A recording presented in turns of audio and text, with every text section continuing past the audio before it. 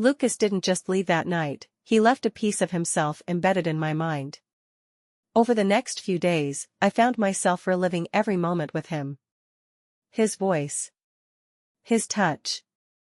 The way he looked at me as if I was the only thing that mattered. It wasn't just the act of what we'd done, it was the connection, the way he made me feel alive in a way I hadn't felt in years. But it came at a cost. Every time Daniel spoke to me, guilt twisted in my stomach like a blade. He didn't notice the change in me, he was too busy with work, too focused on his endless to-do lists to see the cracks forming in our foundation. Or maybe he did notice, and he just chose to ignore them. Daniel wasn't the type to confront things head-on. He buried his feelings, just like he buried himself in spreadsheets and client calls. I tried to do the same, to bury what had happened, to force myself to focus on our life together. But Lucas wouldn't let me. The second text came 2 days after the first. I can't stop thinking about you. I read it over and over, my pulse quickening with every repetition. My better judgment screamed at me to delete it, to block his number, to tell him to stay away. But I didn't do any of those things. Instead, I typed a reply. Neither can I. The moment I hit send, panic set in. What was I doing? What if Daniel saw the message? But as the seconds ticked by, fear gave way to something else, anticipation. The thought of Lucas seeing my words, of knowing how much he had gotten under my skin, sent a thrill through me that I couldn't deny. His reply came almost immediately. I need to see you. The knock on the door that Friday night wasn't a surprise. By then, I'd been waiting for it.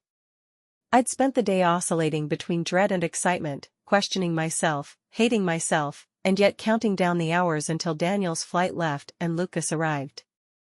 When I opened the door, Lucas was there, leaning casually against the frame, his eyes raking over me in a way that made my heart skip a beat.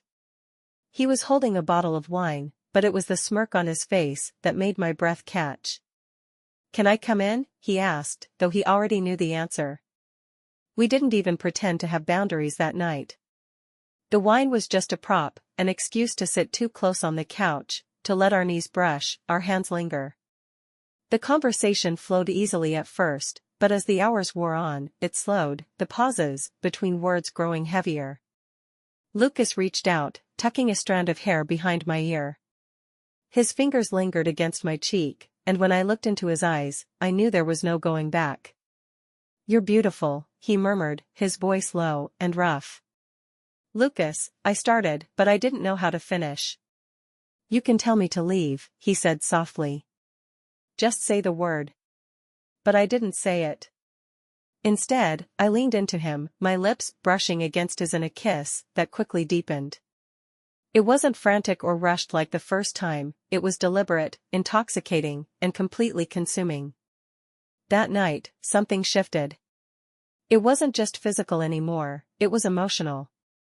Lucas wasn't just filling a void, he was becoming something more, something I didn't know how to define. And that terrified me as much as it thrilled me. When I woke up the next morning, tangled in sheets that smelled of him, I felt the weight of what I'd done pressing down on me. But it wasn't enough to stop me. When Lucas stirred beside me, his hand brushing my arm, I didn't pull away. I leaned into him, letting the guilt dissolve into the background for just a little while longer. Sunday evening came too quickly. I spent the afternoon cleaning, scrubbing every surface as if I could erase the evidence of what had happened. By the time Daniel walked through the door, the house looked the same as it always did, but I didn't. I greeted him with a kiss, forcing myself to meet his eyes and act normal. He didn't suspect a thing. But I did. I suspected myself. I knew this wasn't the end of it.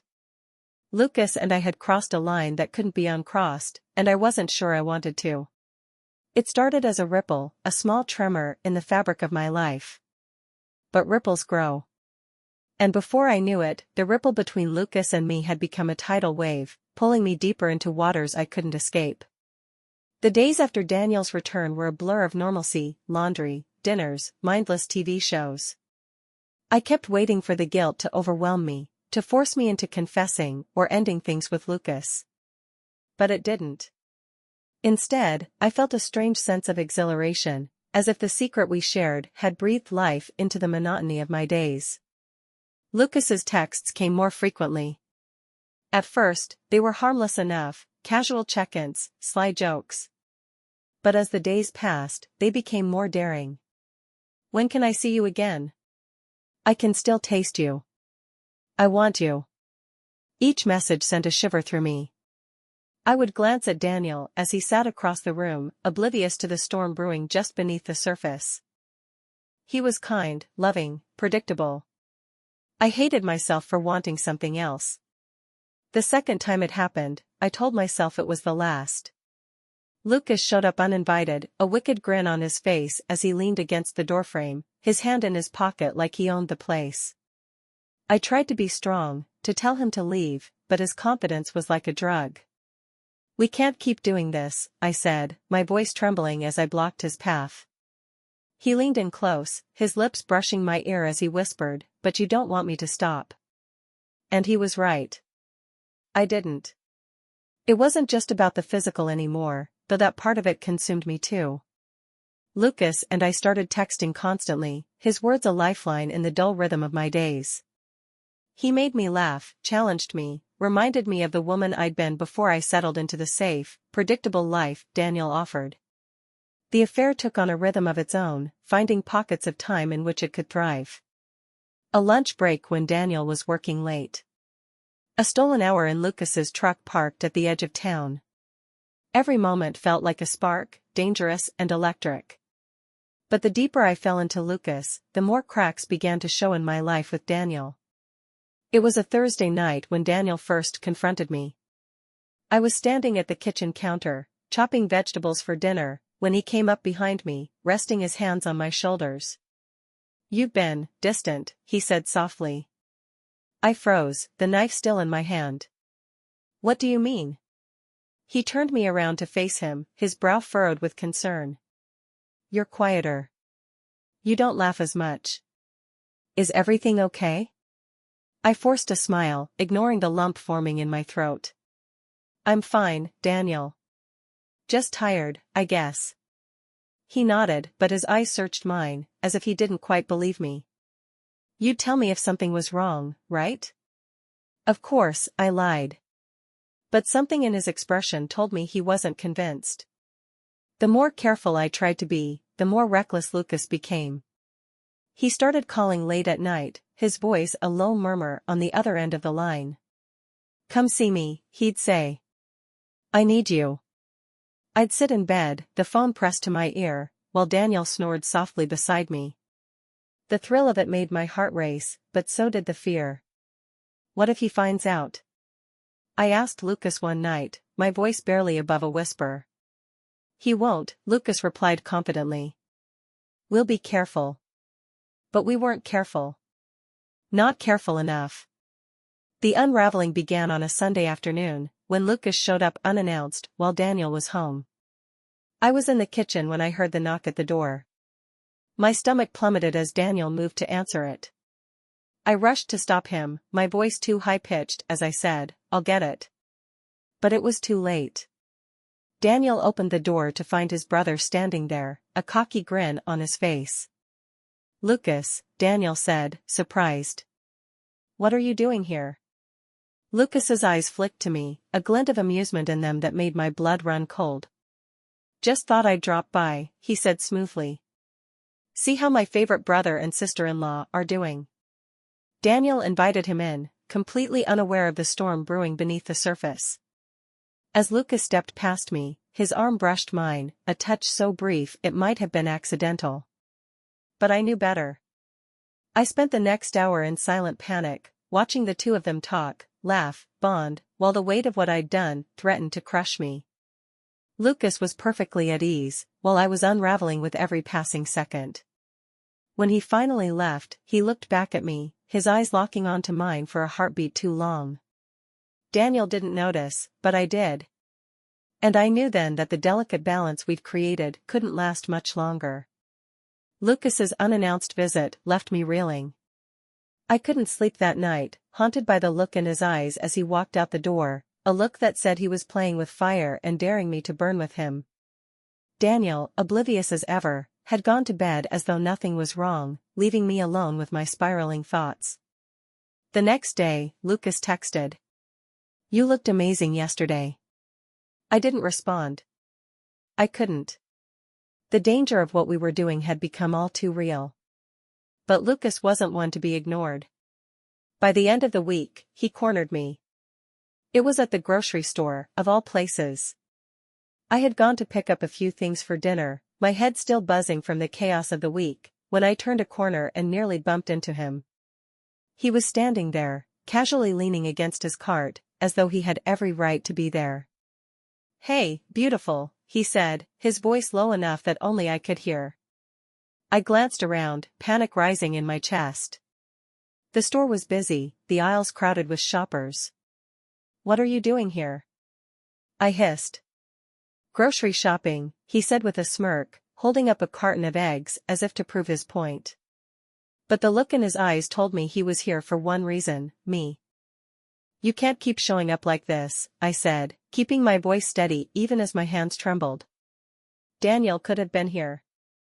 "But he's not," Lucas said, taking a step closer. "And you're here. Alone." The heat in his gaze made my resolve falter. I hated how easily he could dismantle my defenses, how one look from him could make me forget the risks, the consequences. "I can't do this anymore," I said, though the words felt hollow even as I spoke them. "Yes, you can," he murmured, his hand brushing mine as he reached past me to grab a loaf of bread. "You don't want to stop, Isabelle. And neither do I." He was right. I didn't. The next time we met, it wasn't by chance. I had fought against it, telling myself over and over that I couldn't let it happen again. But by Friday evening, I found myself sitting in my car outside a small motel on the edge of town, my heart pounding as I texted Lucas the room number. When he arrived, there was no pretense, no small talk. He closed the door behind him and crossed the room in 2 long strides, pulling me into his arms. His lips found mine, and for a moment, the world outside disappeared. There was no Daniel, no risk, no guilt. Just us. But the high didn't last. By the time I got home, the weight of what I'd done came crashing down around me. Daniel was in the living room, watching a movie, his face lighting up when he saw me. "Hey, you're home," he said, his smile warm and genuine. "I was starting to wonder if you got lost." I forced a laugh, brushing past him to set my bag on the counter. "Traffic," I said, avoiding his eyes. "It took longer than I thought." He nodded, turning back to the TV, but I could feel his gaze lingering on me. "You okay?" he asked after a moment. "You seem off." "I'm fine," I said quickly, too quickly. "Just tired." He didn't press, but his brow furrowed in concern. I knew I was slipping, that the cracks in my facade were beginning to show. And I knew it was only a matter of time before everything came crashing down. The tipping point came on a Wednesday night. Daniel was in the shower, his phone buzzing on the kitchen counter. I was chopping vegetables for dinner, trying to ignore the sound, when the buzz became a chime, the notification tone for his email. I glanced at the screen, my heart skipping a beat when I saw the subject line, "Something you should know." For a moment, I froze. Then, against my better judgment, I reached for the phone. The message was from an unknown sender, and when I opened it, my blood ran cold. It was a photo. Of me. With Lucas. My hand shook as I scrolled down, finding more photos, of us kissing, holding hands, laughing together. My mind raced, trying to piece together how someone could have taken them. But the details didn't matter. What mattered was that someone knew. And they wanted Daniel to know, too. The shower shut off, and I panicked, quickly closing the email and placing the phone back on the counter. Daniel walked into the kitchen moments later, his hair damp, a towel slung over his shoulders. "Something smells good," he said, leaning over to kiss me on the cheek. I forced a smile, my heart hammering in my chest. "Dinner's almost ready," I said, my voice trembling. He didn't notice. But I knew it wouldn't be long before he checked his email, and when he did, there would be no hiding the truth. The evening after I saw the photos on Daniel's phone was one of the longest of my life. I sat across from him at the dinner table, watching him eat, my heart pounding in my chest. He talked about his day, something about a stubborn client, but his words barely registered. I was too focused on the clock, on when he might check his phone. Every moment that passed felt like a ticking time bomb. After dinner, Daniel rinsed his plate, dried his hands, and reached for his phone. My stomach dropped. I turned away, pretending to clean the counter, trying to steady my breathing. "What the hell is this?" Daniel's voice cut through the quiet kitchen like a knife. I froze, the sponge slipping from my hand. My pulse thundered in my ears as I turned to face him. He was staring at his phone, his jaw clenched, his face pale. "Isabelle," he said, his voice low and dangerous. "What is this?" I don't know," I stammered, my throat dry. "What are you talking about?" He held the phone up, the screen glowing with one of the photos of Lucas and me. The image was unmistakable. I was leaning into Lucas, our faces close, the intimacy between us undeniable. My mind raced, searching for an explanation, an excuse, anything to defuse the situation. It's not what it looks like," I said weakly. Daniel's eyes blazed. "Don't insult me," he snapped. "This is you. With my brother." He threw the phone onto the counter, the sound echoing in the tense silence. I flinched, tears welling in my eyes. "Daniel, I can explain." "Explain," he interrupted, his voice rising. "Explain how you've been sneaking around with Lucas behind my back. How long has this been going on, Isabelle? Weeks? Months?" I couldn't answer. I couldn't lie, not anymore. The weight of my guilt crushed me, leaving me breathless. "Daniel," I whispered, tears streaming down my face. "I'm so sorry." His laugh was cold, bitter. "Sorry? You're sorry?" He shook his head, pacing the length of the kitchen. "You've been sleeping with my brother, and all you can say is that you're sorry?" "It wasn't supposed to happen," I said, my voice trembling. "It was a mistake, Daniel. I didn't mean." "You didn't mean to?" He cut me off. "Don't give me that. You made a choice, Isabelle. Over and over again, you chose him." The raw truth of his words hit me like a punch to the gut. He was right. I had chosen Lucas, time and time again, knowing full well what it would cost. But I hadn't anticipated the devastation I'd see in Daniel's eyes, the betrayal, the heartbreak. "Get out," he said suddenly, his voice cold and final. "What?" I asked, my breath hitching. "You heard me," Daniel said, his face hard. "Get out of this house. Now." "Daniel, please," I begged, stepping toward him. "We can work through this. I love you." "Don't," he growled, holding up a hand to stop me. "Don't you dare say that to me. If you loved me, you wouldn't have done this." I tried to protest, but the look in his eyes silenced me.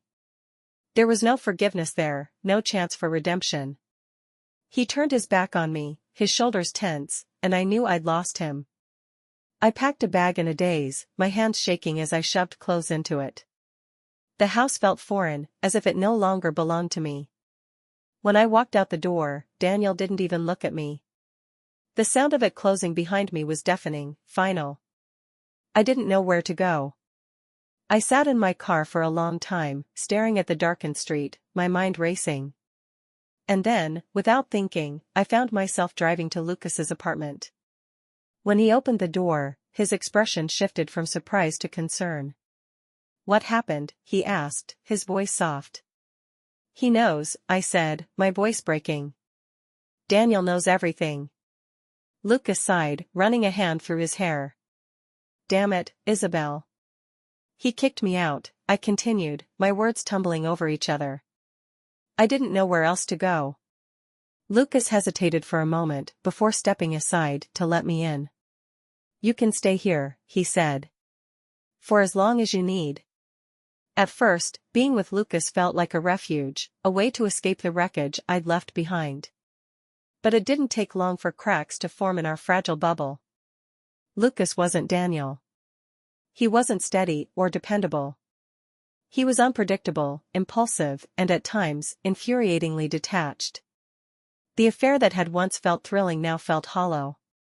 Lucas and I argued more often than not, the tension between us growing with every passing day. He began staying out late, his excuses vague and unconvincing. And I began to wonder if I had made a terrible mistake. One night, after another of his unexplained absences, I confronted him. "Where were you?" I demanded as he walked through the door. "Out," he said casually, shrugging off his jacket. "Out where?" I pressed, my frustration boiling over. "You didn't answer my calls.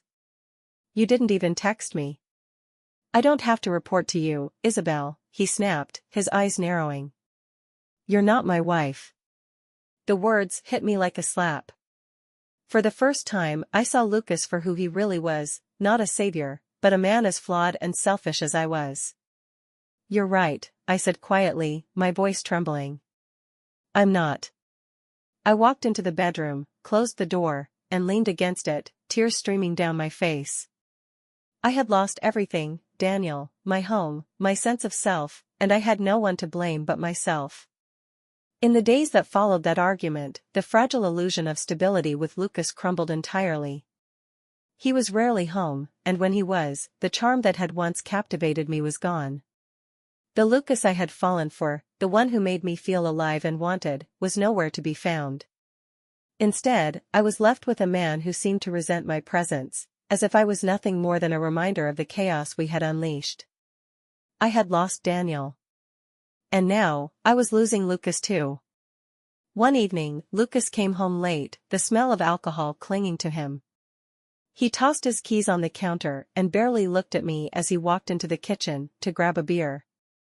"Where were you?" I asked, my voice brittle. "Out," he said dismissively, cracking open the bottle. "Out where?" I pressed, my frustration bubbling over. He turned to face me, his expression hard. "Why does it matter, Isabelle? You're not my wife, and I'm not your husband. We don't owe each other anything." His words cut deeper than I cared to admit. "I gave up everything for you," I said, my voice trembling. "Daniel, my home, my life. And now you're acting like I don't even exist." Lucas scoffed, taking a long swig of his beer. "You didn't give it up for me," he said coldly. "You gave it up because you were bored. Don't put that on me."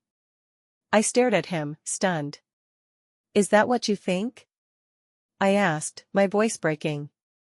"That this was all some game for me?" "What else would it be?" he said, shrugging. "You wanted excitement. You got it. Now you're realizing it's not all it's cracked up to be." I felt the ground shift beneath me, the weight of his words threatening to crush me. He wasn't just pulling away, he was tearing down everything we'd built, exposing the hollow foundation beneath it. That night, I couldn't sleep. I lay in bed, staring at the ceiling, replaying every choice I had made, every step that had led me to this moment. I had thought Lucas was my escape, my salvation. But he was just another illusion, another lie I had told myself to avoid facing the truth. By the time the sun rose, I had made a decision. I couldn't stay with Lucas, not like this. I needed to leave, to start over, to find a way to piece my life back together. The betrayal came later that day, when I returned to the apartment after running errands. Lucas wasn't expecting me home so soon. When I opened the door, I found him sitting on the couch with another woman. She was laughing, her hand resting casually on his thigh, as if she had every right to be there. They both froze when they saw me, but the damage was already done. "Isabelle," Lucas said, standing up, his face a mixture of surprise and irritation. "This isn't what it looks like." "Don't," I said, my voice shaking with anger. "Don't insult me by pretending this is innocent." The woman stood, grabbing her purse and heading for the door without a word. Lucas didn't stop her. He didn't even look at her as she left. Instead, he turned to me, his expression unreadable. "It's not like we were exclusive," he said flatly. I stared at him, disbelief and fury coursing through me. "Are you serious?" I asked. "After everything, after what I gave up for you, you're going to stand there and act like this doesn't matter?" Lucas shrugged, his indifference cutting deeper than any words could. "You knew what this was, Isabelle. Don't pretend you didn't." I left that night, my heart shattered, my life in ruins. I had nowhere to go, no one to turn to. I ended up at a cheap motel, sitting on the edge of the bed with my bag at my feet, staring blankly at the peeling wallpaper. I thought about Daniel, about the life we had built together and how I had destroyed it. I thought about Lucas, about how I had let myself believe he was something he wasn't. And I thought about myself, about the woman I had become, a stranger even to me. Over the next few weeks, I began to rebuild, piece by painful piece. I found a job, a small apartment, and started therapy. It wasn't easy. The guilt and regret weighed heavily on me, and there were days when I wasn't sure I could keep going. But I did. I reached out to Daniel once, months later. I wasn't hoping for reconciliation, I knew that ship had sailed, but I wanted to apologize, to take responsibility for the pain I had caused. He listened, his face stoic, his eyes distant. When I finished, he nodded and said, "I hope you find what you're looking for, Isabelle." It wasn't forgiveness, but it was closure. As for Lucas, I heard through mutual acquaintances that he moved on quickly, his charm ensnaring someone else. I didn't reach out to him. I didn't want to. He was a chapter in my life that I had to leave behind if I ever wanted to move forward. In the end, I learned the hard way that betrayal doesn't just destroy the people you love, it destroys pieces of yourself. But I also learned that those pieces can be rebuilt, even if the scars remain. And so, I moved forward, one day at a time, carrying the weight of my choices but determined not to let them define me.